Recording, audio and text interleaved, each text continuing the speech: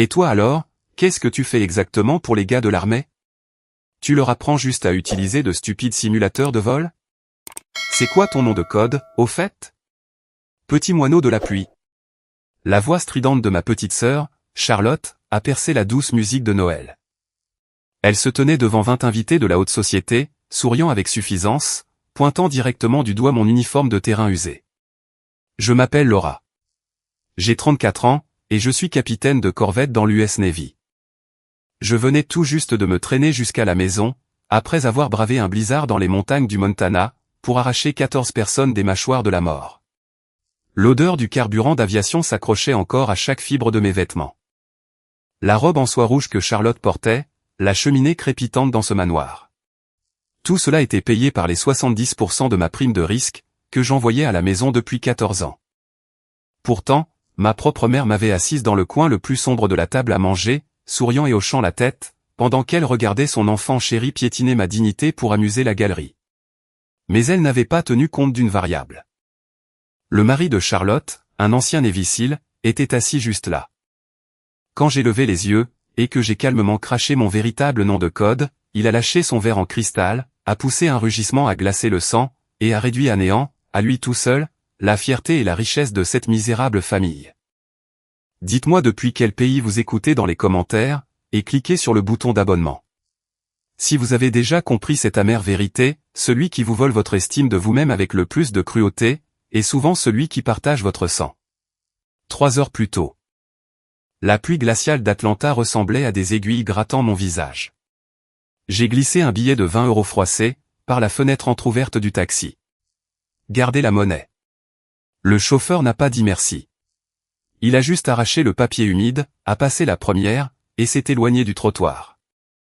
Ses feux arrière rouges se sont fondus dans le misérable après-midi gris, me laissant debout, seul, au bout de la longue allée parfaitement goudronnée.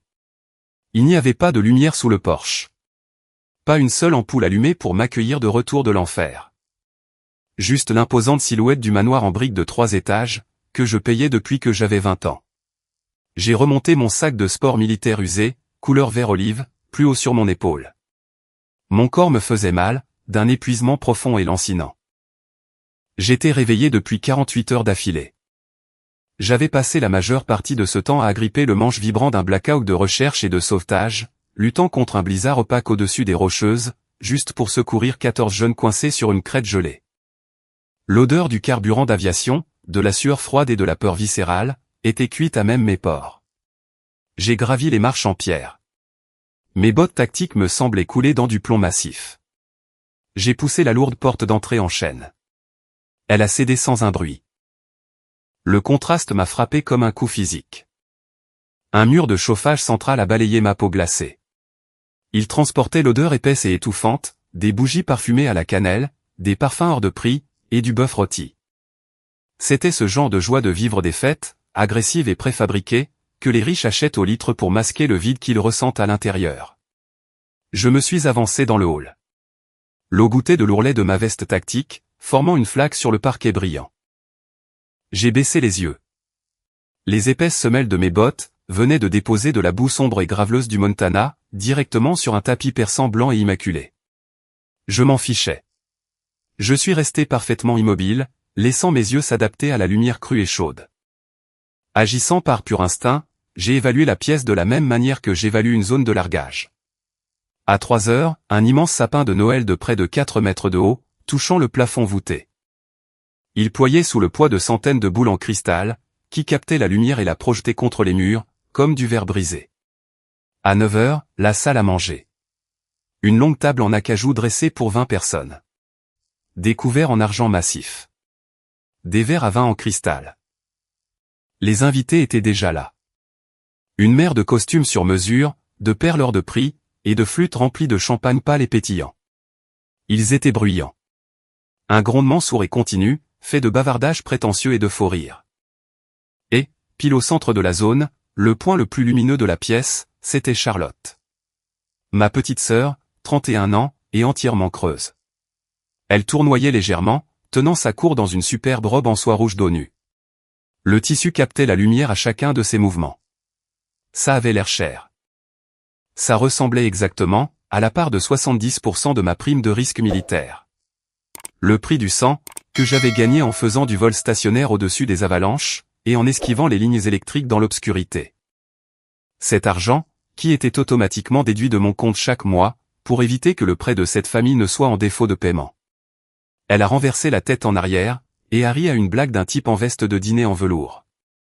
Personne ne s'est retourné, quand la lourde porte en chaîne s'est refermée derrière moi avec un clic. Personne n'a remarqué la pilote qui venait de payer pour leur alcool, leur chauffage, et leur soie. J'étais un fantôme dans ma propre maison. Puis, la foule près de la cheminée s'est écartée. Ma mère s'est avancée. Elle tenait un verre de vin rouge à moitié vide. Ses cheveux étaient parfaitement coiffés, figés par la laque du salon de coiffure. Elle portait une robe bleu marine sur mesure, que j'ai reconnue d'un catalogue Neiman Marcus, dont elle m'avait envoyé le lien 2 ou 3 mois auparavant, ma carte de crédit étant enregistrée. Elle m'a vu.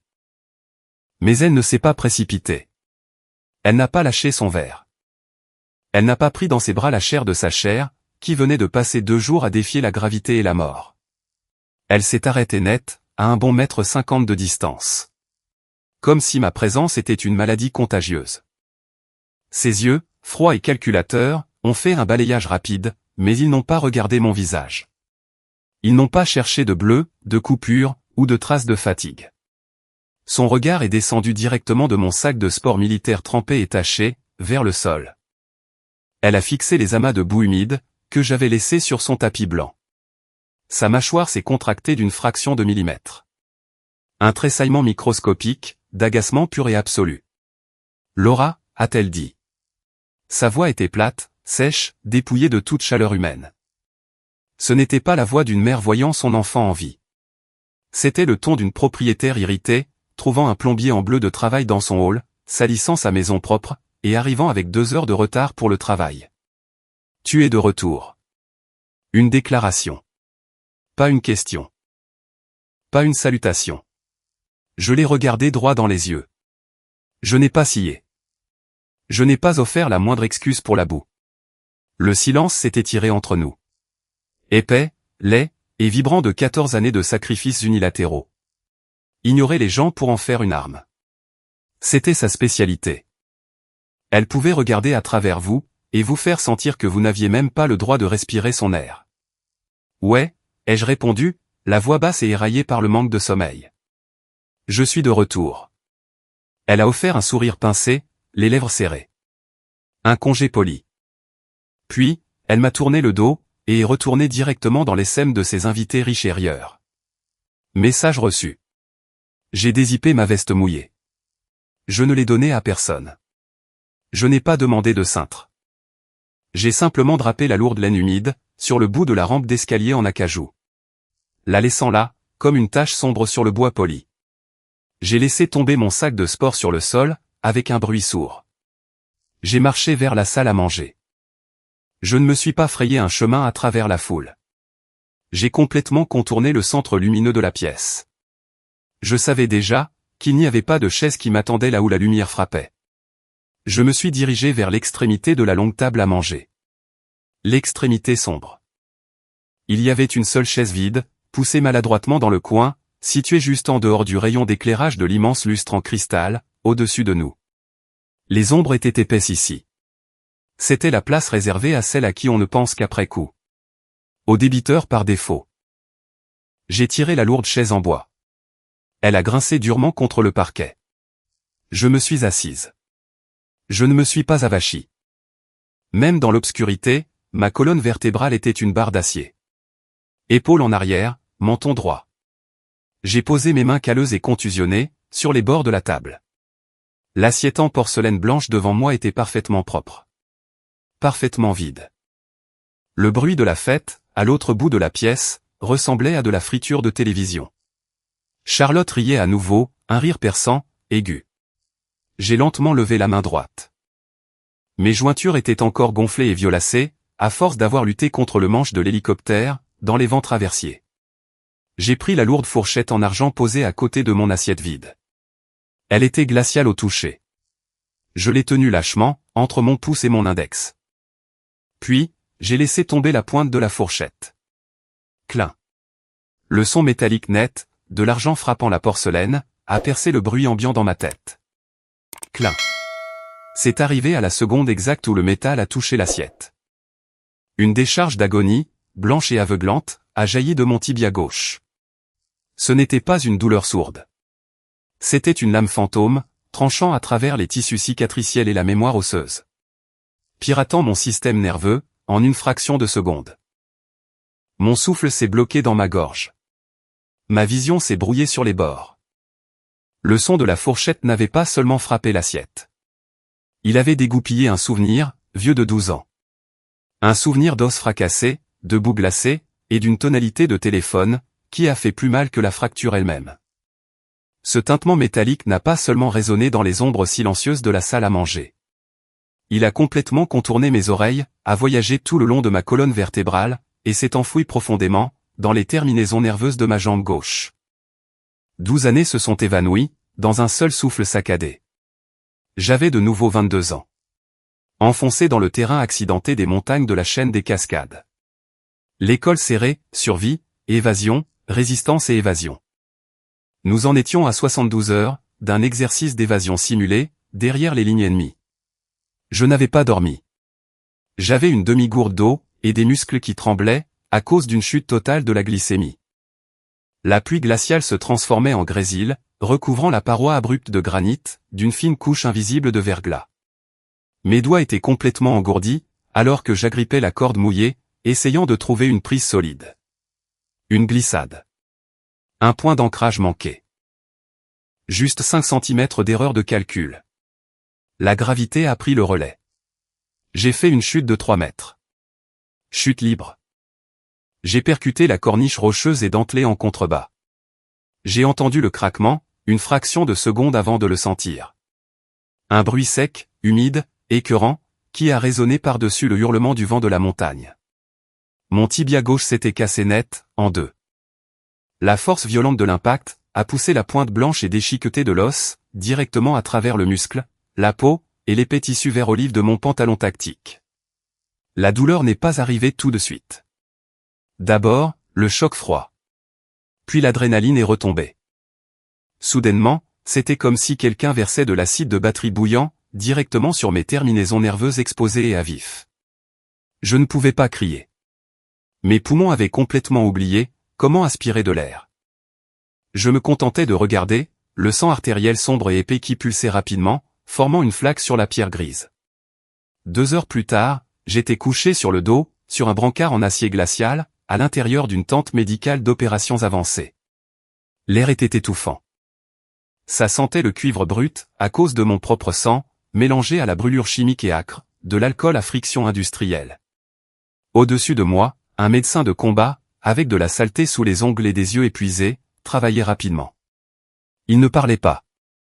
Il a juste serré un lourd garrot en nylon, haut sur ma cuisse.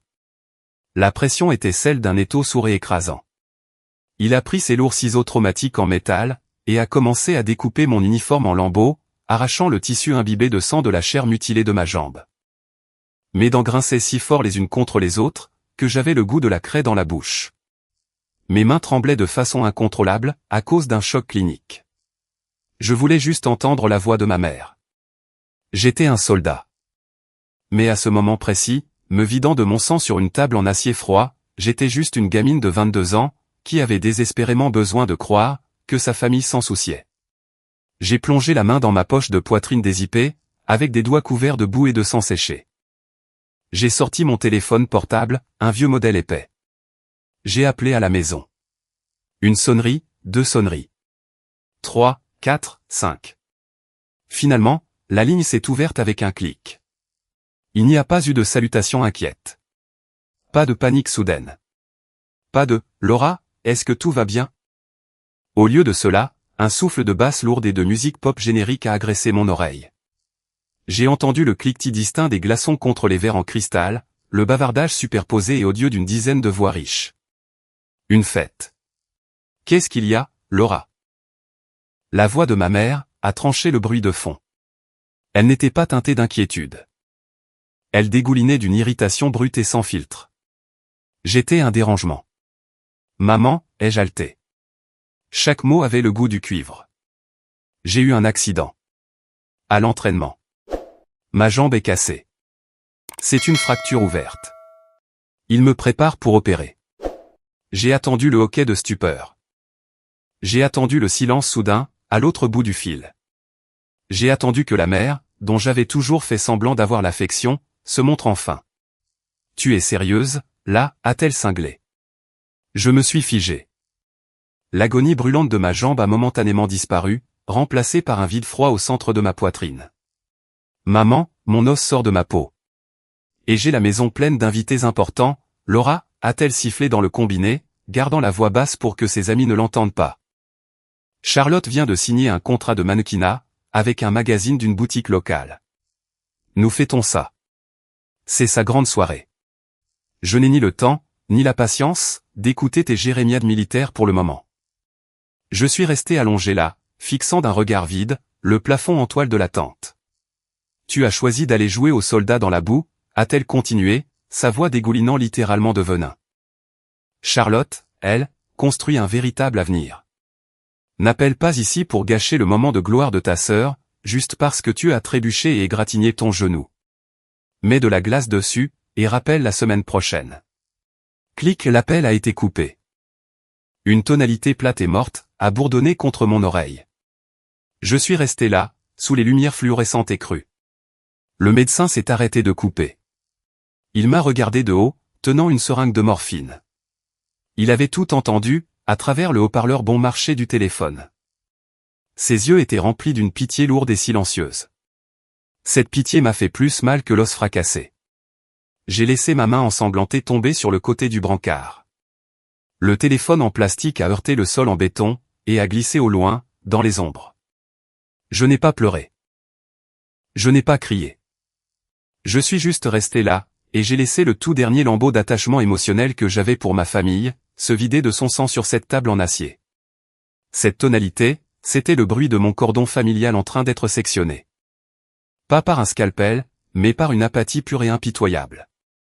J'ai réalisé à ce moment précis, que si jamais je rentrais à la maison recouverte d'un drapeau plié, ma mère se plaindrait seulement que la couleur du cercueil, jurait avec les rideaux de son salon. Si vous écoutez ceci en ce moment, j'ai besoin que vous fassiez quelque chose pour moi.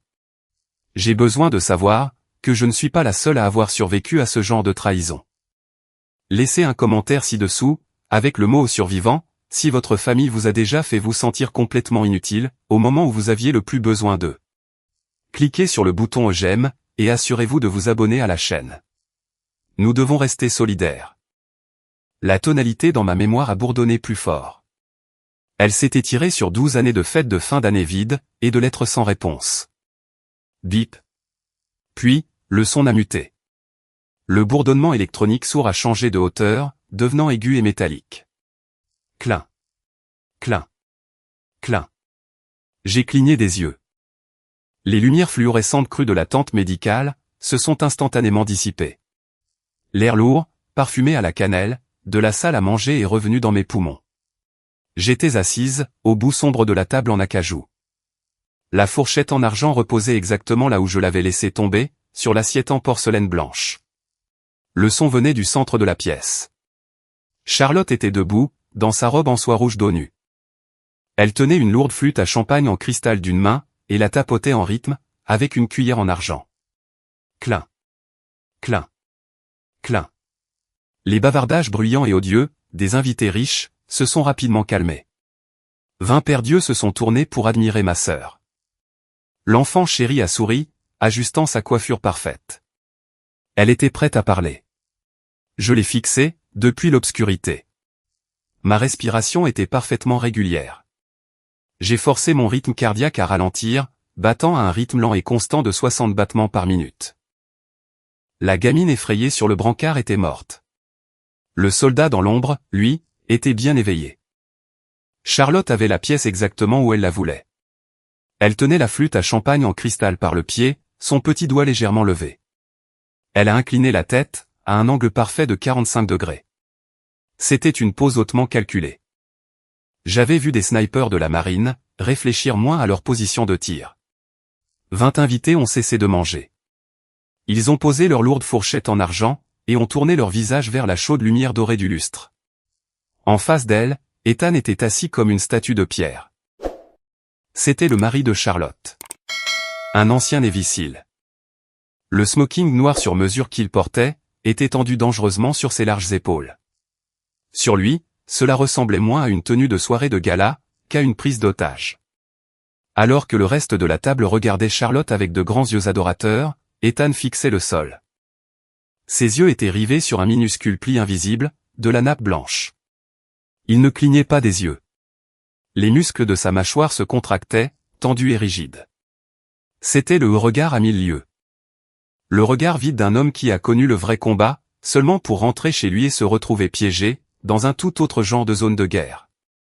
Une zone de guerre faite de soie importée, de mensonges pathologiques, et de cartes de crédit plafonnées. J'ai reconnu ce regard, immédiatement. Je le respectais. Mais ce soir, Ethan n'était qu'un dommage collatéral. Cette année, a commencé Charlotte. Sa voix était haletante, tremblant d'une émotion répétée et fabriquée de toutes pièces. A été un défi tellement énorme. Un murmure collectif de sympathie a parcouru la foule riche. Charlotte a posé une main délicate sur sa clavicule. Construire ma nouvelle boutique de toutes pièces. Ça a failli me briser. Il y a eu des nuits où je suis resté debout jusqu'à 23 heures. 23 heures, vous vous rendez compte? À fixer des échantillons de soie. Pour essayer de décider entre le cramoisi et le bordeaux. Le stress était tout simplement inimaginable. Une femme portant un lourd collier de perles, assise à côté d'elle, a hoché la tête gravement, regardant Charlotte comme si elle venait de survivre à une violente période de service à Fallujah. J'ai tendu la main depuis l'ombre, et j'ai pris mon verre d'eau. J'ai bu une gorgée lente. L'eau du robinet était tiède, plate, totalement insipide. Elle correspondait parfaitement à l'air de la pièce. J'ai laissé l'eau froide glisser dans ma gorge, essayant de faire passer le goût acre et métallique de l'adrénaline, qui persistait encore sur le fond de ma langue. 23 heures. Pendant que ma petite sœur pleurait sur des bouts de tissu rouge, dans une pièce climatisée, je maintenais en vol stationnaire, une carcasse de métal militaire de 18 mètres, au-dessus d'une ligne de crête dentelée, dans une neige à visibilité nulle. Je luttais contre des vents latéraux qui voulaient me fracasser contre la montagne, priant pour que mon rotor de queue ne heurte pas un pin, ce qui tuerait les 14 personnes qui hurlaient dans ma cabine. Mais je n'ai rien dit. Je me suis contenté de l'observer, par-dessus le bord de mon verre. Le sourire en plastique de Charlotte s'est élargi. Elle a tourné son visage parfaitement modelé, vers le bout de la table.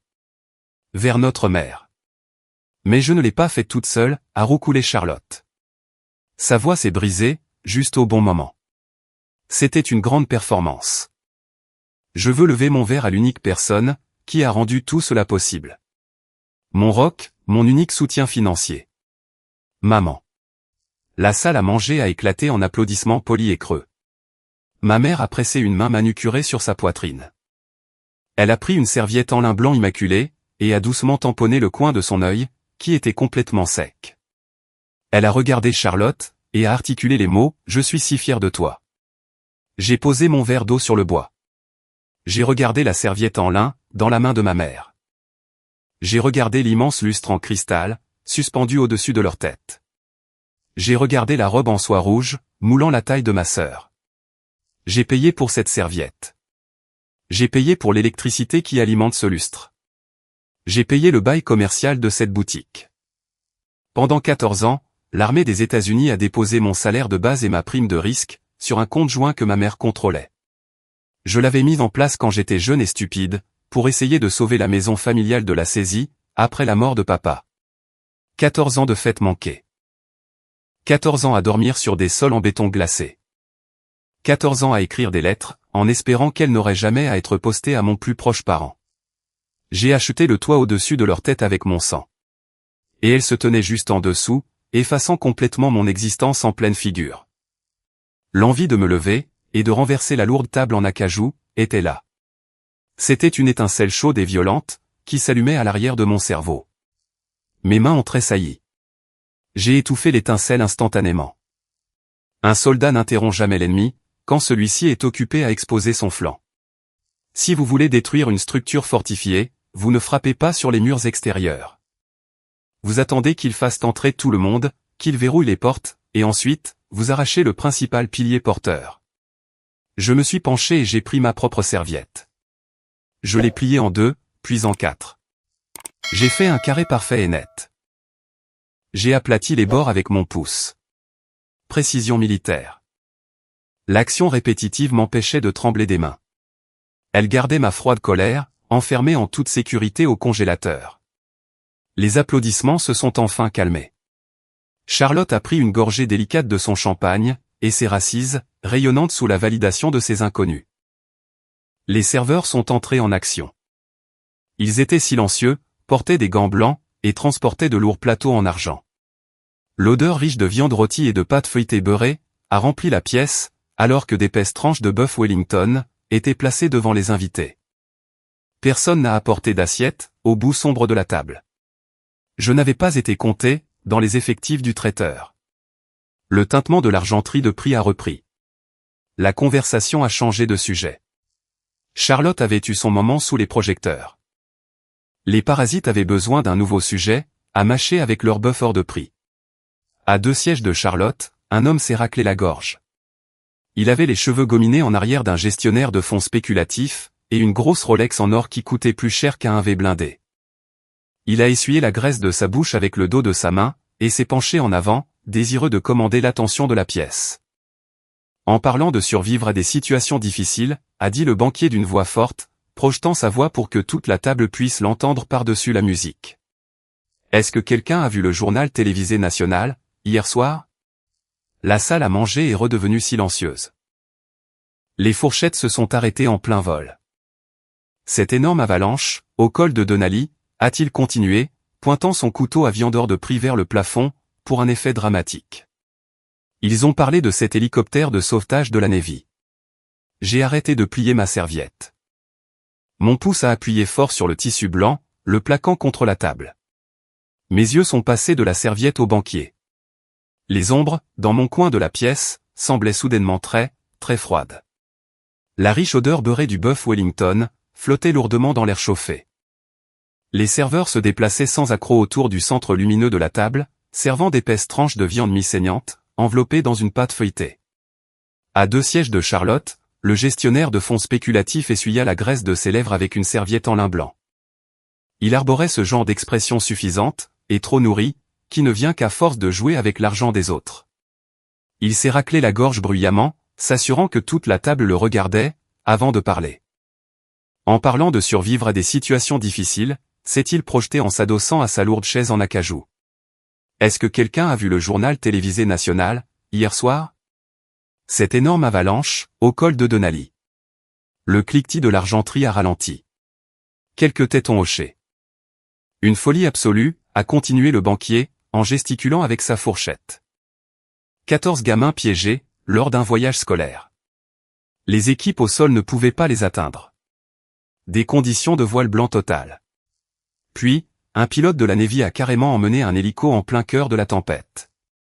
A volé droit dans la gueule du loup. Une femme portant un épais collier de perles a halté, portant une main parfaitement manucurée à sa poitrine. Oh, j'ai vu ça à la télévision ce matin. C'était complètement dingue. Ils ont dit que les vents de travers étaient assez forts pour briser les pales du rotor en 2. Exactement, a approuvé le banquier, hochant la tête comme un expert. Le présentateur l'a appelé. C'était quoi déjà? Le gardien de la nuit. C'était son nom de code militaire. A réussi à élitreiller chacun de ses gamins, avant que le reste de la crête ne s'effondre. Ce n'est pas seulement de la compétence. Ce sont des nerfs d'acier. Un murmure de crainte admirative a parcouru la table. Ils étaient assis là, dans leurs costumes sur mesure et leurs robes de soie, coupant dans du bœuf hors de prix, sirotant du vin importé, et mâchant la terrifiante réalité, presque fatale, de la vie de quelqu'un d'autre, comme si ce n'était rien de plus qu'un bonbon à l'amande d'après-dîner. Ils portaient leur fausse empathie, comme une eau de Cologne bon marché.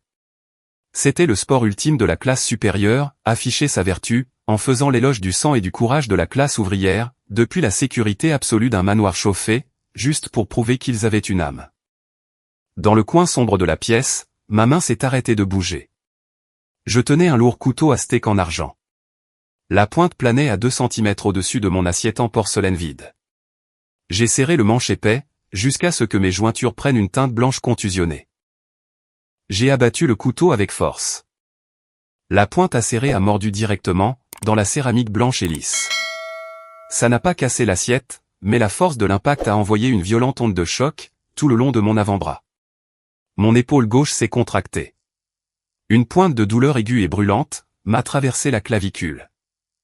C'était l'endroit exact où le lourd harnais de vol s'était enfoncé dans ma chair pendant 6 heures atroces, alors que je luttais contre les commandes de vol du Black Hawk, essayant désespérément d'empêcher une machine de 5 tonnes et demie de s'écraser contre une montagne de glace solide. Sous mon uniforme raide et taché de sel, mon épaule était actuellement peinte de profondes et vilaines nuances de violet et de noir. Ma peau était encore à vif. Mes muscles hurlaient, réclamant du repos. J'ai serré la mâchoire. J'ai fixé l'arrière de la tête du banquier. J'étais les nerfs d'acier dont il parlait. C'est moi qui avais senti la fumée électrique dans le cockpit, quand les voyants d'alarme s'étaient allumés.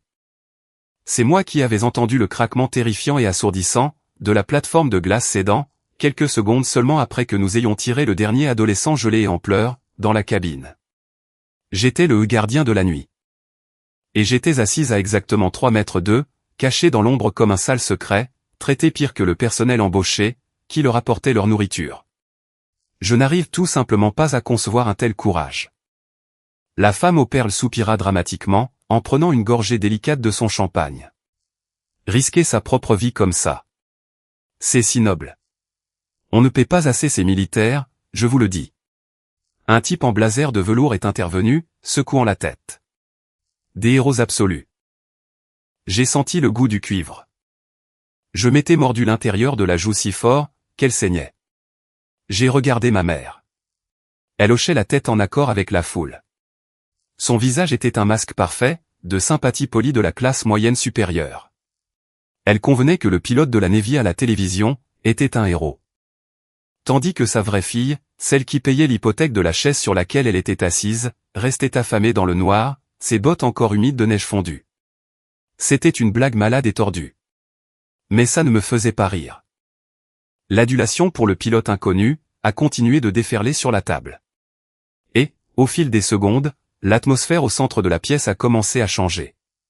J'ai observé Charlotte. L'éclat de validation avait complètement disparu de son visage maquillé. Son sourire fabriqué et parfait commençait à glisser, les coins de sa bouche s'affaissant. La salle ne la regardait plus. Il ne parlait plus de ses luttes avec des échantillons de soie, ou de sa brillante boutique. Sa place sous les projecteurs avait été volée par un fantôme sur un écran de télévision. La jalousie est une chose physique. Vous pouvez la voir se produire. La main de Charlotte s'est resserrée, autour du pied de sa flûte en cristal. Ses longs ongles en acrylique ont gratté contre le verre délicat. Un son aigu, laid. Elle détestait ça. Elle détestait ne pas être le centre de l'univers. Elle avait besoin de récupérer l'attention. Et elle en avait besoin, tout de suite. Elle avait besoin de marcher sur quelqu'un, pour se hisser à nouveau. Ses yeux ont parcouru la table, froids et frénétiques. Elle cherchait une cible. Un punching ball. Puis, elle a regardé au-delà du lustre, au-delà des invitérieurs, au-delà du buffer de prix. Ses yeux ont percé les ombres, et se sont fixés directement sur moi. Elle a enregistré mes cheveux humides et en désordre, les cernes foncées sous mes yeux, l'uniforme tactique vert olive qui sentait le carburant d'aviation et la vieille sueur, les lourdes bottes qui salissaient le sol. J'ai vu la seconde exacte, où la pensée malveillante a germé dans sa tête. Ses lèvres se sont retroussées vers le haut, en un sourire en coin lent et venimeux. Elle a passé son pouce sur le bord de son verre à champagne. Cible verrouillée. Le pouce manucuré de Charlotte s'est arrêté de tracer le bord de sa flûte à champagne. Elle a pris sa cuillère en argent. Clin, clin, clin. Elle a frappé le cristal délicat, juste assez fort pour faire taire les bavardages sur l'avalanche. Le banquier a fermé la bouche, sa fourchette suspendue à mi-chemin de son visage. La table entière s'est tournée, de nouveau vers le centre lumineux de la pièce. Charlotte avait repris la parole. Elle a offert à la foule un soupir doux et plein d'autodérision, inclinant la tête pour que le lustre attrape les reflets hors de prix, dans ses cheveux. En parlant de dévouement, a roucoulé Charlotte, sa voix dégoulinant d'une douceur artificielle. Elle n'a pas regardé le banquier. Elle a tourné la tête lentement, attirant l'attention des 20 invités riches, tout au long de la table en acajou, jusque dans le coin le plus sombre et non éclairé. Directement vers moi. C'est drôle comme on définit tout ce mot différemment, n'est-ce pas? Elle s'est penchée légèrement en avant, appuyant ses coudes sur la table. La soie rouge de sa robe s'est tendue autour de sa taille. Certains d'entre nous construisent de véritables entreprises. Nous créons des emplois. Nous générons un PIB réel, pour l'économie. Et puis, elle a laissé le silence s'installer, pendant une fraction de seconde, laissant ses yeux balayer ma veste tactique vert olive accrochée à la rampe, la boue sur mes bottes, l'épuisement gravé sur mon visage. Et puis il y a des gens qui aiment juste gâcher leur jeunesse, à se cacher dans une base militaire lointaine et morne, à suivre des ordres secs et inutiles, pour finalement rentrer chez eux, en ayant l'air d'un chien errant trouvé dans la rue. Quelques ricanements étouffés ont parcouru les invités. La femme au collier de perles a caché un sourire derrière sa serviette. Je n'ai pas tressailli. Je n'ai pas bougé de ma lourde chaise en bois. Je suis resté parfaitement immobile, inspirant par le nez, expirant par la bouche. Plus lent, plus froid. Je veux dire, sérieusement, Laura, a dit Charlotte, abandonnant son ton mielleux. Elle a relevé le menton, me regardant de haut. Le venin était désormais étalé au grand jour. Qu'est-ce que tu fais exactement là-bas, dans la boue? Tu apprends juste à une bande de décrocheurs scolaires, comment piloter ces petits simulateurs de jeux vidéo inutiles. Tu te donnes des airs supérieurs, parce que tu portes un uniforme. Mais soyons honnêtes. Porter un treillis ne te rend pas noble. Ça veut juste dire, que tu n'as pas fait le poids dans le vrai monde de l'entreprise. La table était d'un silence de mort maintenant. Le genre de silence, qui suit une exécution publique. Ils étaient riches, s'ennuyaient, et avaient soif de drame. Ils me regardaient, attendant de voir si le chien errant allait aboyer. Je n'ai pas regardé ma sœur. J'ai regardé au-delà de la robe en soie rouge, au-delà des verres en cristal et du bœuf hors de prix. J'ai regardé directement ma mère. Elle était assise en bout de table, baignée dans la chaude lumière dorée du lustre. Son maquillage parfait accrochait l'éclat de la lumière. Elle était aux premières loges pour le massacre. Elle m'a vu la regarder. Pendant une brève et fragile seconde, nos yeux se sont croisés, à travers la longue étendue de bois poli. J'ai attendu. Juste un mot. Un simple « Charlotte », ça suffit. Une minuscule fraction de défense maternelle. C'était tout ce qu'il aurait fallu, pour prouver que les 14 dernières années de mon sang, de ma sueur, et de ma prime de risque, signifiaient quelque chose. N'importe quoi. Ma mère a soutenu mon regard. Elle a croisé les bras sur sa poitrine et, lentement, délibérément, elle a hoché la tête. Elle était d'accord avec Charlotte. Elle validait chaque mot vicieux et humiliant, que ma sœur venait de me cracher à la figure. À ses yeux, je n'étais pas le sauveur des finances de cette famille. Je n'étais pas un aviateur hautement qualifié. J'étais exactement ce que Charlotte avait dit. J'étais un raté en col bleu, qui jouait à se déguiser dans la boue. Ce hochement de tête a été la lame la plus tranchante que j'ai jamais sentie. Il a coupé plus net et plus profond que la roche dentelée qui m'avait fracassé la jambe 12 ans plus tôt. C'était fini. Le fil d'espoir microscopique et pathétique que je traînais depuis plus d'une décennie s'est rompu. Complètement. Le pont qui me reliait au concept de famille s'est effondré, en poussière. Je n'ai ressenti qu'une clarté froide et absolue. Charlotte a vu l'échange. Elle a vu le hochement de tête de sa mère. Encouragée par l'autorité suprême de la pièce, elle a décidé de porter le coup de grâce. Elle voulait le grand éclat de rire. Elle voulait cimenter son statut de super prédateur de la salle à manger. Elle s'est penchée encore plus en avant sur la table, vibrant pratiquement de satisfaction suffisante. Si dure, si courageuse, s'est moquée Charlotte, sa voix montant dans des aigus théâtraux. Dis-nous, commandant Laura.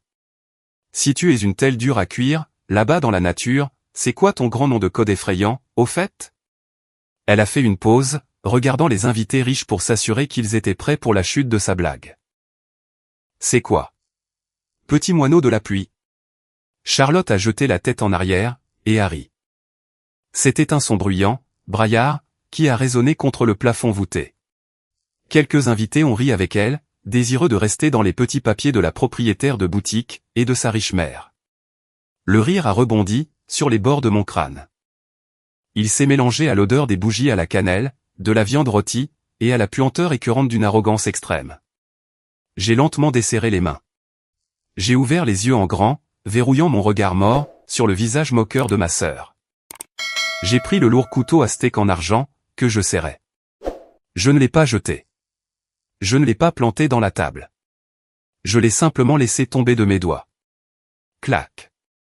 L'argent massif a heurté l'assiette en porcelaine. Ce n'était pas un bruit fort. Mais dans le vide soudain de mon immobilité totale, cela a sonné comme un marteau frappant une enclume. Le rire de Charlotte s'est éteint dans sa gorge. Le sourire en coin s'est figé sur ses lèvres. Elle m'a regardé, confuse par l'absence absolue d'émotion sur mon visage. Elle s'attendait à des larmes. Elle s'attendait à ce que je sorte de la maison en trombe. Elle s'attendait à une victime. Elle n'avait aucune idée qu'elle venait de dégoupiller une grenade. Et je n'allais pas la lancer. J'allais la laisser tomber, en plein centre de sa vie parfaite et hors de prix. Je me suis penché en avant dans la lumière. Je me suis avancé de quelques centimètres. Juste assez pour que l'éclat du lustre capte les lourdes poches sous mes yeux, et la vieille graisse sombre qui tachait le col de mon uniforme. Je ne me suis pas levé. Je n'ai pas haussé le ton. Je ne leur ai pas donné la satisfaction d'une crise de colère. J'ai gardé mes mains à plat sur la table en acajou, paume vers le bas. Ma voix était plate, froide. Le genre de ton absolument calme et mort, que l'on utilise à la radio quand un moteur prend feu, à 10 000 pieds d'altitude. Non, ai-je dit, coupant court au rire persistant de Charlotte. Je n'enseigne pas sur des simulateurs. Je vole en mission active de recherche et de sauvetage au combat. J'ai fait une pause. J'ai laissé mon regard glisser, du visage pâle de ma mère, aux expressions choquées des riches invités, pour finalement le verrouiller sur ma sœur. Et mon nom de code, ai-je ajouté, baissant le volume de ma voix pour qu'ils doivent tous se pencher pour entendre. C'est le gardien de la nuit. Pendant exactement 2 secondes, la pièce est restée suspendue, dans un silence total. Personne n'a respiré. Le doux jazz qui jouait dans les haut-parleurs dissimulés au plafond, semblait incroyablement fort. Puis, la tension s'est rompue. Fracas. Directement en face de Charlotte, Ethan a lâché son lourd verre en cristal. Il a percuté le bord de son assiette en porcelaine blanc cassé, et a volé en éclats. Des éclats tranchants de cristal hors de prix, ont explosé sur la table. Le vin rouge rubis sombre a jailli, formant instantanément une flaque sur la nappe en lin blanc immaculé, comme une vilaine tache de sang frais. Mais Ethan n'a pas tressailli, face au verre brisé. Il n'a pas attrapé de serviette pour essuyer son smoking hors de prix. Il s'est figé. Son torse massif a cessé de bouger. Il ne respirait plus. Ses yeux, qui avaient été morts et vides toute la soirée, étaient soudainement grands, très grands ouverts. Ils sont passés de la tache rouge sur la table, directement à moi. L'expression de son visage a changé en une fraction de seconde. Elle est passée d'un choc total, à une prise de conscience soudaine, et enfin, à une admiration absolue et sans filtre. C'était un ancien Navy SEAL. Il savait exactement ce qu'il fallait, pour forcer un hélicoptère de 5 tonnes et demie, à traverser un blizzard du Denali. Il connaissait le nombre de victimes, qui accompagnent généralement un voile blanc. Il connaissait l'impossibilité mathématique de tirer 14 gamins d'une crête qui s'effondre dans le noir. Il savait à quoi ressemblait un vrai guerrier.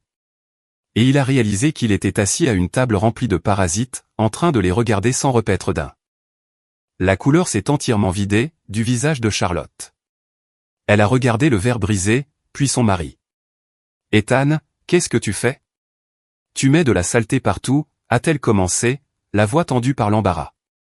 Bam. Ethan a abattu ses 2 mains massives, sur l'épaisse table en acajou. L'impact a été violent. Il a fait cliqueter la lourde argenterie contre les assiettes. L'eau de mon verre a tremblé. La salle à manger tout entière a physiquement tressailli. Fais-lui tes excuses. Le son s'est arraché de la poitrine d'Ethan. Ce n'était pas un cri.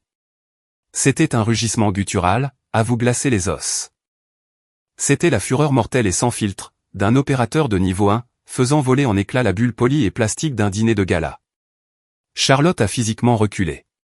Elle a levé les mains, se pressant fortement contre le dossier de sa chaise. Ses yeux étaient écarquillés par une terreur authentique. Elle avait passé 5 ans à habiller Ethan dans des costumes sur mesure, et à l'exhiber comme un trophée brillant. Elle avait clairement oublié qu'un tueur surentraîné vivait sous les revers en velours. Fais-lui tes excuses. Tout de suite, a de nouveau rugi Ethan. Sa voix claquant comme un fouet, dans la pièce silencieuse. Ma mère a lâché sa serviette. Le gestionnaire de fonds spéculatifs, qui avait parlé du reportage, s'est recroquevillé sur son siège. Son expression suffisante entièrement balayée. Ethan s'est levé. Il n'a pas repoussé sa chaise en arrière. Il lui a juste donné un coup de pied pour la dégager. Le lourd bois a crissé contre le parquet, et la chaise a basculé en arrière. Il s'est penché par-dessus la table, ignorant complètement le verre brisé et le vin renversé qui imbibait ses poignets. Il a pointé un doigt épais et calleux, directement à 2 centimètres du visage de sa femme. Elle venait de voler dans l'œil d'un ouragan de catégorie 3. Espèce de petite gamine ignorante, a grondé Ethan, sa voix descendant dans un registre bas et mortel, qui résonnait contre le haut plafond. Chaque mot était un coup de marteau. Elle a sauvé 14 vies la nuit dernière. 14 gamins vont pouvoir revoir leur mère aujourd'hui, grâce à elle. C'est elle, le gardien de la nuit. Espèce d'idiote ingrate. La bouche de Charlotte s'ouvrait et se fermait, comme un poisson mourant sur un quai. Aucun son n'en sortait. La femelle alpha agressive et moqueuse d'il y a 30 secondes, avait complètement disparu, remplacée par une enfant terrifiée, fixant le canon d'une arme chargée. N'essaie plus jamais, a respiré Ethan bruyamment. Ses yeux brûlaient d'une haine que je ne lui avais jamais vue. Ne parle plus jamais à un officier supérieur de cette façon. Pas en ma présence. Il a lentement retiré son doigt. Il s'est redressé de toute sa hauteur, dominant la table. Il n'a plus regardé sa femme. Il a tourné la tête et a regardé tout le long de la table. Droit sur moi. L'ancien Sil a levé sa main droite dans un mouvement lent et délibéré. Pas un salut militaire, juste un léger coup sec de ses phalanges, contre sa poitrine, juste au-dessus de son cœur. Respect. D'un opérateur à un autre. Je n'ai pas bougé. Je lui ai juste adressé un unique hochement de tête lent, en guise de reconnaissance. La salle à manger entière était paralysée. Le doux jazz jouait toujours, transformant la scène en une pièce de théâtre étrange et muette. 20 personnes riches et puissantes étaient assises complètement figées, regardant la boue sur mes bottes, et la graisse sur mon col. Il réalisait soudain, qu'il venait de se moquer publiquement de la personne même, qu'il louait 5 minutes plus tôt. Le silence était assourdissant. C'était le doux et lourd silence, d'une victoire absolue. Est-ce que quelqu'un a déjà pris votre défense, alors que votre propre famille vous jetait au loup? Ça change tout, n'est-ce pas? Laissez un commentaire ci-dessous avec le mot « justice », si vous avez déjà ressenti ce genre de soulagement. Cliquez sur le bouton j'aime pour montrer du respect aux personnes qui vous soutiennent vraiment, et abonnez-vous pour ne pas manquer la suite. L'air de la pièce avait été complètement aspiré. Charlotte pleurait maintenant. Des larmes silencieuses ruinaient son maquillage hors de prix. Ma mère s'agrippait au bord de la table, les jointures blanches, la bouche grande ouverte. Mais l'exécution n'était pas terminée. Tout au bout de la table, assis juste à côté de ma mère, l'homme le plus âgé de la pièce a commencé à bouger. Le vice-amiral Walter, à la retraite. Un officier général 3 étoiles, et le principal capital risqueur finançant tout l'empire des boutiques de Charlotte. Il a posé ses 2 mains sur la lourde poignée en bois de sa canne. Les articulations de ses doigts ont craqué bruyamment. Lentement, douloureusement, l'amiral s'est levé de sa chaise. Je n'ai pas regardé Ethan. Je n'ai pas regardé ma mère. J'ai repoussé ma lourde chaise en bois. Elle a grincé bruyamment contre le parquet. Je me suis levé, la colonne vertébrale verrouillée, les épaules carrées, le menton parallèle au sol. L'épuisement dans mes os avait complètement disparu, brûlé par la concentration froide et stérile, d'un aviateur de combat. J'ai levé la main et j'ai dézippé la poche de poitrine de ma veste tactique vert olive humide. Mes doigts ont frôlé l'épais tissu en nylon et en ont sorti un petit objet lourd. Je l'ai tenu au-dessus de l'assiette en porcelaine vide. J'ai ouvert la main. Clang. Ça a heurté durement la céramique. De l'argent massif. Une paire d'insignes d'aviateur naval. Les belles d'or. L'épingle était légèrement tordue. Le métal était rayé et terni, par des années de frottement contre les harnais de vol et l'équipement de survie. Ce n'était pas un bijou. C'était une marque gagnée dans le sang, la sueur, et l'eau glaciale de l'océan. Oui, ai-je dit. Ma voix a porté tout au long de la table en acajou, tranchant le lourd silence comme une lame de rasoir. Je me suis assise dans le noir ce soir. Et je vous ai écouté vous moquer de l'uniforme, qui vous garde en sécurité pendant que vous dormez dans vos lits chauffés. Personne n'a bougé. 20 paires d'yeux ont fixé les ailes en argent reposant sur l'assiette. Tout au bout de la table, assis en plein centre de la lumière du lustre, le vice-amiral Walter s'est levé. Il avait 72 ans. Officier général 3 étoiles à la retraite. Il avait passé 40 ans à commander des porte-avions et des flottes entières, avant de prendre sa retraite, pour devenir un capital risqueur impitoyable. C'était l'homme que ma mère avait passé 6 mois à courtiser. C'était le principal investisseur finançant tout l'empire des boutiques de Charlotte. C'était son argent, qui avait acheté la soie rouge. C'était son argent, qui avait acheté le champagne. Il était le roi incontesté de cette salle à manger. Il a attrapé sa lourde canne en bois. L'épée en bout en caoutchouc a heurté le parquet. Bruit sourd. Il s'est éloigné de sa chaise. Bruit sourd. La foule s'est écartée instantanément. Les riches invités ont rentré leurs chaises, reculant alors que le vieil homme descendait le long de la table. Son visage était un masque de granit sculpté. Il n'a pas regardé le banquier. Il n'a pas regardé ma mère, qui se tenait la poitrine en ce moment même, donnant l'impression qu'elle allait faire un arrêt cardiaque. Il a atteint le centre de la table. Charlotte se tenait là, grelottant dans sa robe d'eau nue, le visage strié par le maquillage ruiné. Elle a regardé l'amiral. Elle a ouvert la bouche. Désespérée de sauver la situation. Désespérée de sauver son argent. Amiral Walter, je vous en prie, a balbutié Charlotte, la voix tremblante. Je n'en avais aucune idée. C'est juste un malentendu. Walter n'a même pas ralenti l'allure. Il a levé la main gauche et l'a repoussée de côté. Ce n'était pas une poussée douce. C'était un revers de bras sec, méprisant. Il a balayé l'enfant chéri de la famille de son chemin, comme si elle était un insecte irritant. Charlotte a trébuché en arrière, ses talons hors de prise s'accrochant au tapis perçant. Elle s'est écrasée lourdement contre le mur, faisant basculer un tableau encadré. Walter n'a pas regardé en arrière. Il a continué de marcher dans l'ombre. Bruit sourd. Bruit sourd. Bruit sourd. Il s'est arrêté exactement à 1 mètre de moi. De près, je pouvais voir les rides profondes creusées sur son visage. La légère cicatrice blanche courant le long de sa mâchoire, due à un éclat d'obus au Vietnam. Il respirait bruyamment, sa poitrine se soulevant et s'abaissant sous son costume sur mesure. Il a baissé les yeux vers les ailes en argent rayé, reposant sur l'assiette en porcelaine. Puis, il a levé les yeux vers moi. Le vieil homme a lâché sa canne en bois. Elle a cliqueté bruyamment sur le sol, roulant au loin dans l'obscurité. Il s'en fichait. Il a forcé sa colonne vertébrale courbée et douloureuse, à se redresser. Il a tiré ses épaules en arrière. Il a planté ses pieds l'un contre l'autre. Clac! Ses talons en cuir ont claqué ensemble. Le son était net. Précis. Un réflexe ancré dans sa mémoire musculaire depuis un demi-siècle. Lentement, sa main droite s'est levée. Ses doigts étaient raidis par l'arthrite. Mais sa forme était absolument impeccable. Il a porté sa main au bord de son sourcil droit. Un salut naval complet et réglementaire. D'un amiral 3 étoiles, à une capitaine de corvette. L'air de la pièce s'est complètement évaporé. J'ai pu entendre la femme aux perles, halter à haute voix. J'ai vu ma mère s'effondrer en avant, enfouissant son visage dans ses mains. J'ai immédiatement relevé ma main droite, rendant le salut. Mon coude parallèle au sol, mes doigts droits. Je suis resté ainsi, croisant le regard du vieux guerrier. La dernière évacuation, a dit Walter. Sa voix était un râle grave et éraillé. Elle tremblait légèrement. Le dernier adolescent que vous avez hissé dans la cabine.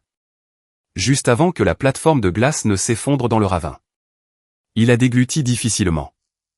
J'ai vu une seule larme épaisse, se détacher et tracer son chemin sur sa joue burinée. C'était mon petit-fils. Les mots sont restés suspendus dans l'air, lourds et absolus. Charlotte a laissé échapper un petit gémissement pathétique, depuis l'endroit où elle était collée au mur. Elle comprenait enfin l'ampleur de ce qu'elle avait fait. J'ai des millions d'euros qui dorment sur des comptes offshore, a continué l'amiral. Sa voix devenait plus forte, se durcissant comme de l'acier. Je possède des propriétés sur 3 continents. Mais tout l'argent que je possède n'aurait pas pu racheter la vie de mon petit-fils à cette montagne. Il a baissé la main. J'ai baissé la mienne. Il a tendu le bras et a posé sa lourde main tremblante sur mon épaule contusionnée. L'endroit exact où le harnais de vol s'était enfoncé dans ma peau. Il l'a serré fermement. Ce pays, a dit Walter, ses yeux brûlants dans les miens, ignorant tous les autres dans la pièce. Et toute ma lignée familiale doivent à cet officier une dette que nous ne pourrons jamais rembourser. Il a lentement tourné la tête. Il a regardé Charlotte, qui tremblait contre le mur. Il a regardé ma mère, qui cachait son visage dans ses mains. Le regard de dégoût pur et absolu sur son visage était terrifiant. C'était le regard d'un homme qui s'apprêtait à réduire un empire entier en cendres, juste par principe. Et quant au reste d'entre vous, a dit l'amiral, sa voix tombant dans un murmure mortel. Vous me donnez la nausée. Les mots sont restés suspendus dans l'air, comme la hache d'un bourreau. Vous me donnez la nausée. Le vice-amiral Walter n'a pas crié.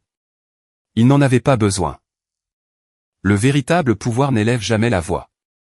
Il a jeté un dernier regard cinglant, de pur dégoût, à ma mère. Puis il a tourné le dos, à toute la salle. Il n'a pas pris la peine de ramasser sa canne. Il n'a pas dit un seul mot d'adieu, aux personnes qu'il finançait. Il a simplement quitté la salle à manger. Ses lourdes chaussures en cuir résonnant contre le parquet. Laissant derrière lui, un silence si épais qu'on pourrait s'y étouffer. La guillotine financière venait de tomber. Les jambes de Charlotte ont cédé. Elle s'est effondrée en arrière, heurtant la chaise de salle à manger hors de prix si fort, qu'elle a reculé de quelques centimètres. La robe en soie rouge s'est regroupée autour de ses cuisses. Elle a regardé d'un œil vide l'embrasure de la porte, là où son principal investisseur venait de disparaître. C'était fini. Annulation instantanée. Sans l'argent offshore de Walter, son empire n'était plus qu'une pile de cartes de crédit plafonnées, et un bail commercial hors de prix, qu'elle ne pourrait pas payer d'ici la fin du mois. Au bout de la table, ma mère dysfonctionnait physiquement. Sa mâchoire était béante. Le verre de vin rouge à moitié vide a glissé tout droit de ses doigts parfaitement manucurés. Ploc. Le verre a heurté l'épais tapis perçant. Il ne s'est pas brisé. Mais une tache sombre et laide de Cabernet Sauvignon a immédiatement imbibé la laine blanche immaculée. S'étendant vers l'extérieur, comme une infection lente. Elle n'a même pas regardé en bas. Son cerveau faisait les calculs. Son enfant chéri était ruiné. Son parrain milliardaire était parti. La seule source de revenus restante dans tout ce manoir, c'était la part de 70% de la prime de risque de cette fille, qu'elle venait de passer les 20 dernières minutes à humilier, devant 20 témoins de la haute société.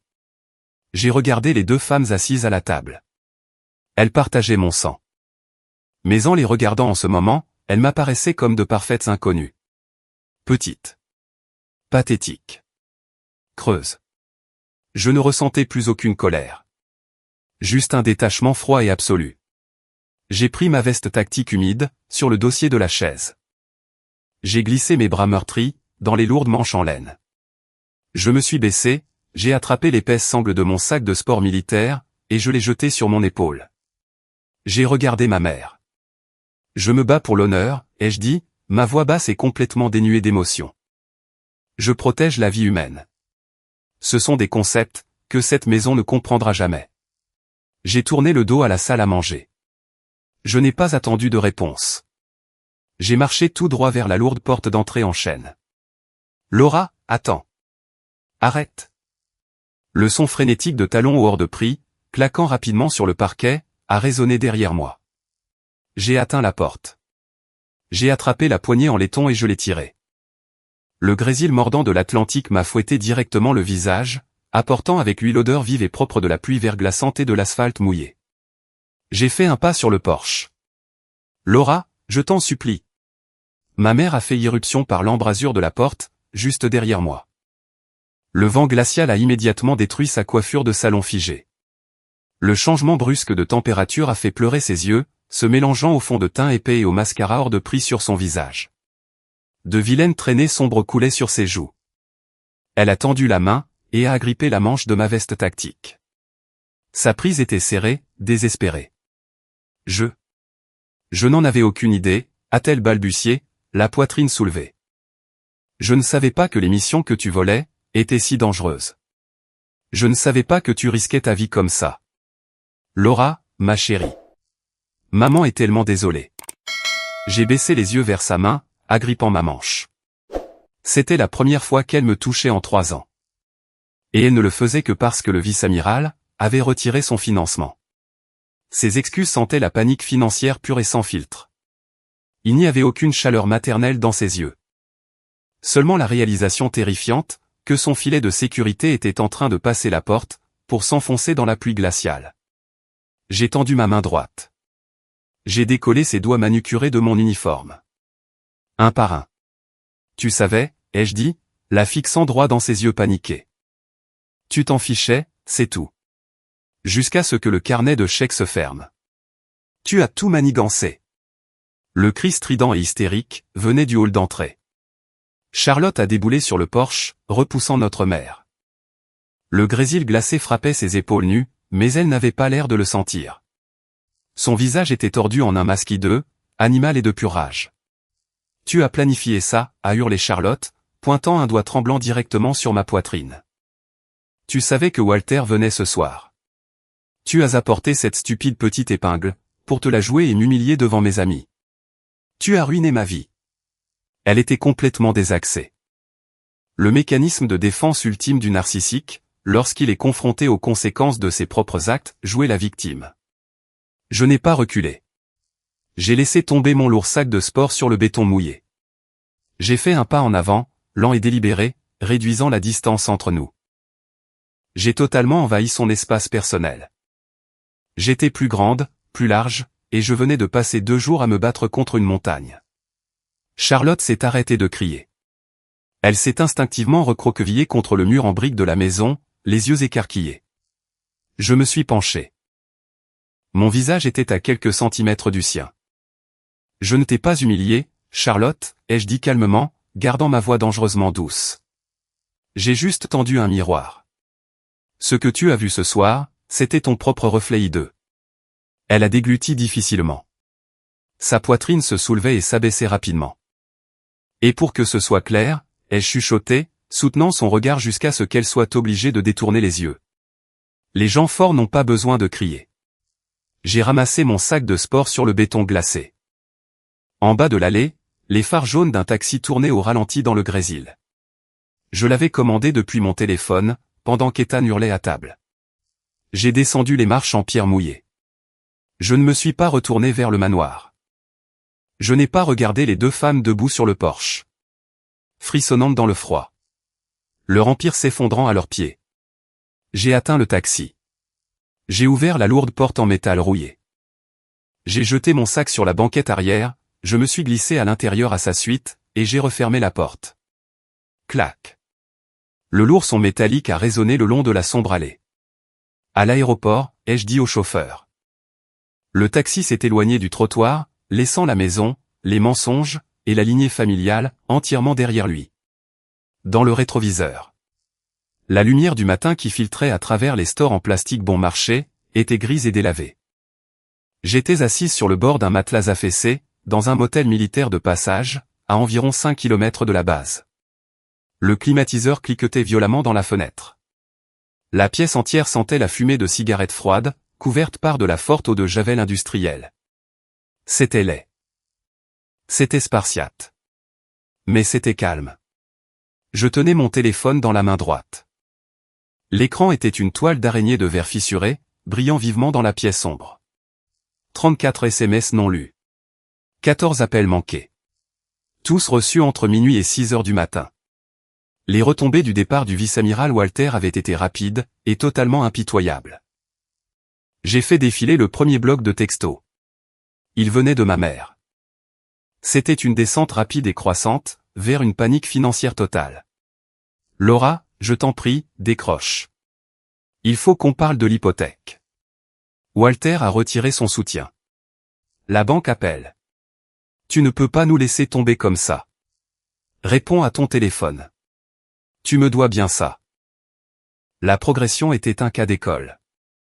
Elle a commencé par de fausses supplications, est passée à la manipulation, et a fini exactement là où elle finissait toujours. Par exiger que je paie pour son existence. Je n'ai ouvert aucun de ses messages. J'ai juste fait glisser mon doigt vers le bas. Le bloc de texto suivant venait de Charlotte. Ils étaient entièrement en majuscules. De l'hystérie pure et sans filtre. Tu as tout ruiné. Les fournisseurs ont annulé les contrats. Comment as-tu pu faire ça à ta propre sœur? Je vais perdre le magasin. Son petit empire de boutique s'était effondré, avant même que le soleil ne se lève. Une entreprise construite entièrement sur la prime de risque de quelqu'un d'autre, et sur le chèque de pitié d'un milliardaire. À la seconde où les fausses fondations lui avaient été retirées, toute la structure s'était écroulée. Je ne ressentais rien. Pas de culpabilité, pas de plaisir malsain. Juste un vaste vide creux. L'espèce de zéro absolu qu'on ressent quand on arrête enfin d'essayer de réanimer un cadavre. J'ai continué à faire défiler, jusqu'à tomber sur le tout dernier message. Il venait d'Ethan. Envoyé à 3h14 du matin. Charlotte a complètement pété les plombs. Elle a hurlé, elle a jeté des choses. J'ai dû appeler son psy. Ta mère s'est enfermée dans la chambre d'amis, avec une bouteille de gin. Elle s'entre-déchire pour l'argent. Il y avait un espace. Puis, une dernière ligne. Tu as fait ce qu'il fallait, commandant. Ne regarde pas en arrière. J'ai fixé cette dernière ligne pendant un long moment. La seule once de validation que j'avais jamais reçue de cette maison, venait de l'homme qu'il gardait enchaîné dans un smoking. J'ai appuyé sur le bouton d'alimentation, sur le côté du téléphone. L'écran est devenu noir, plongeant mon reflet dans le verre fissuré.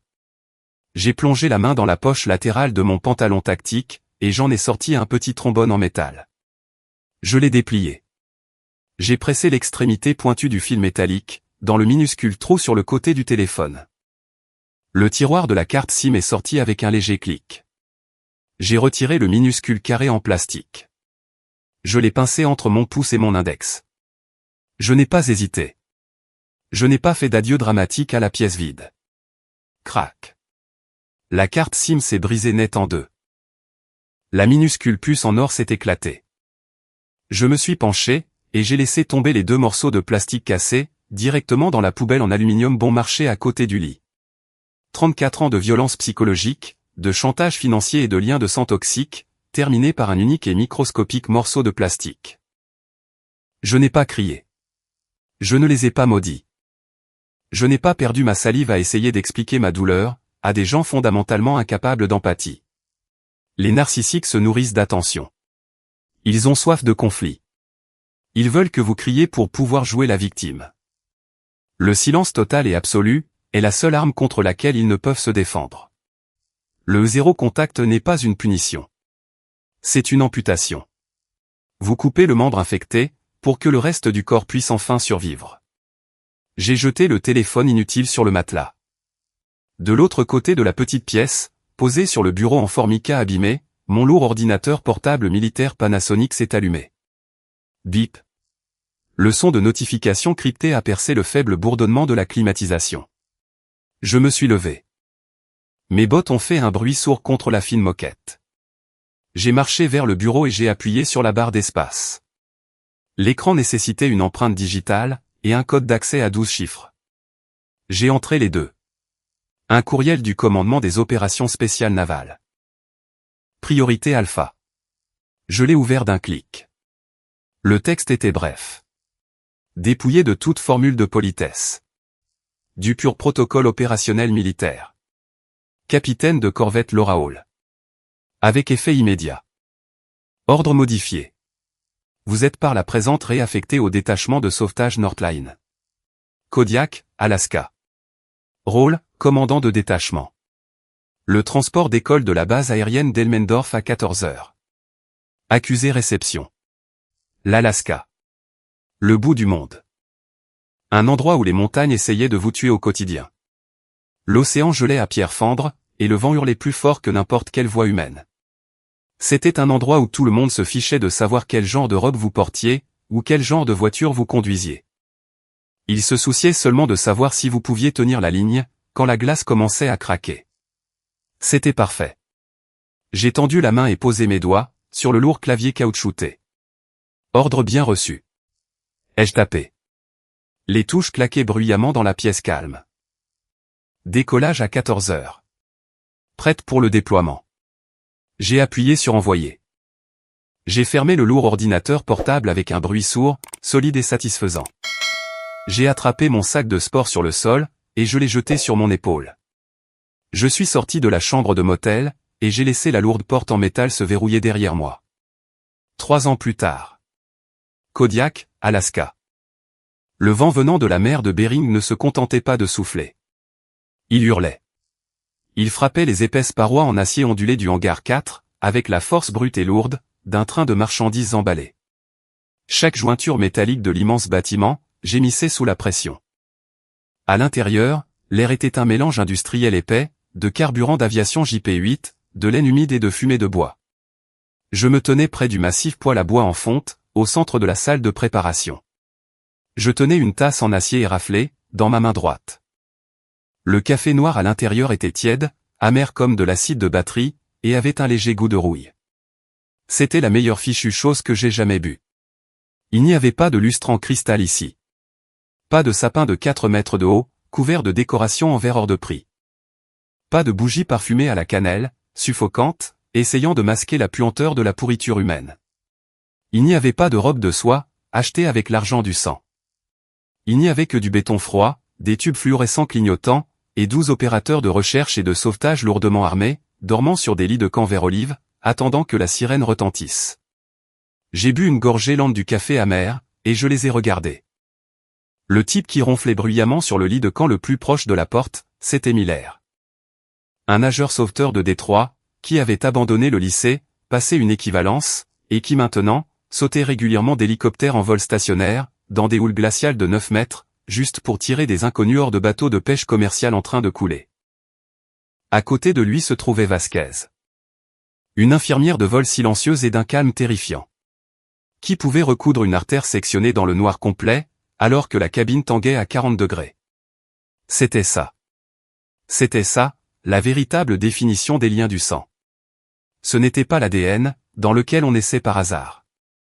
Ce n'étaient pas les gens qui exigeaient 70% de votre salaire, juste pour vous autoriser à vous asseoir, dans le coin sombre et non éclairé, de leur table à manger en acajou.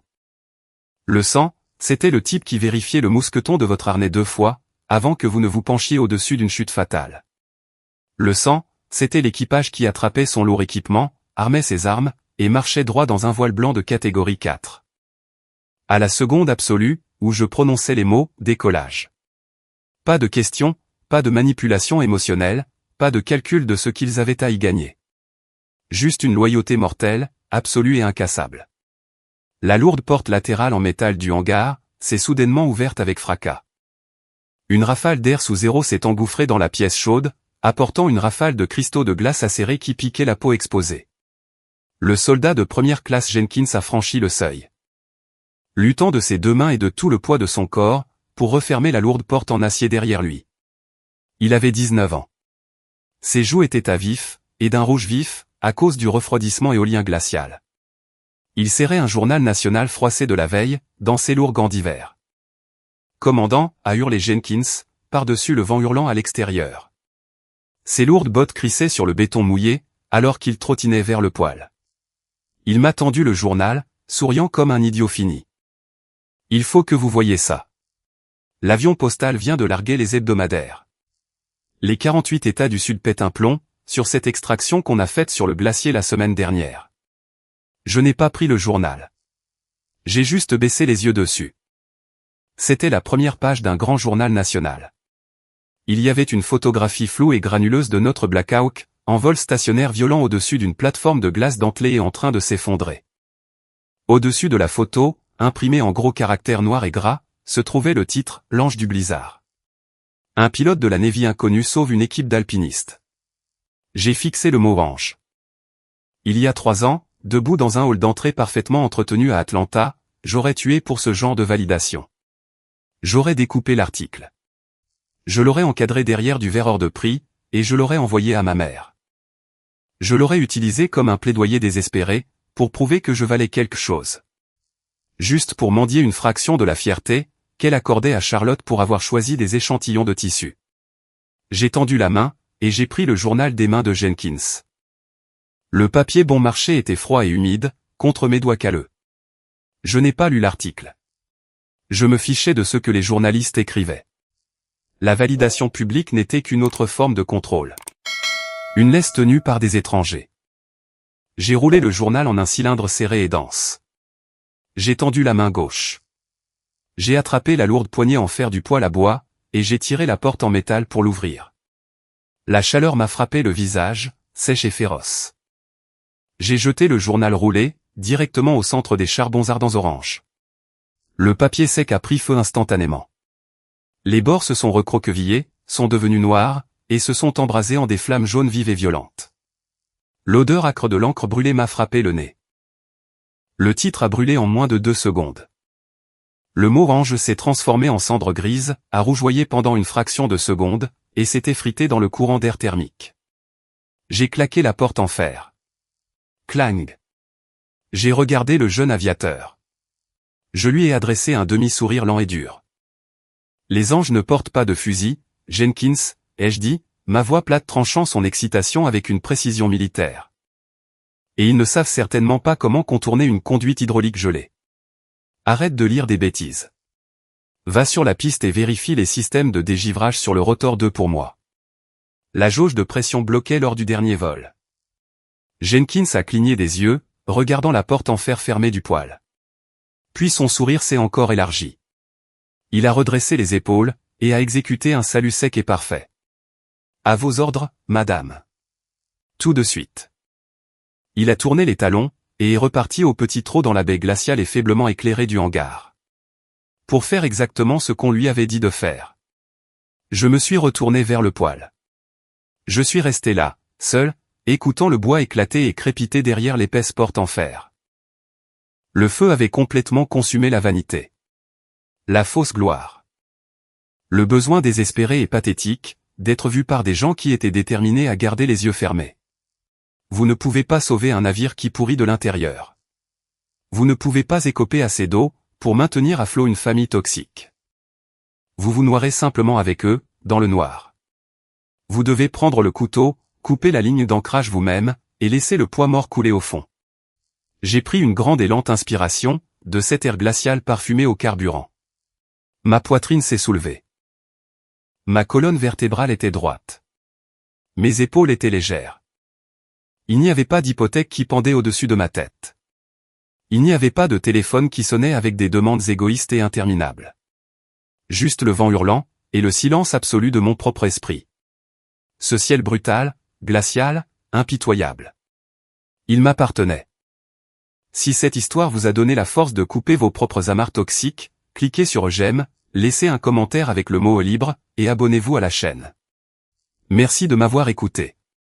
À la prochaine.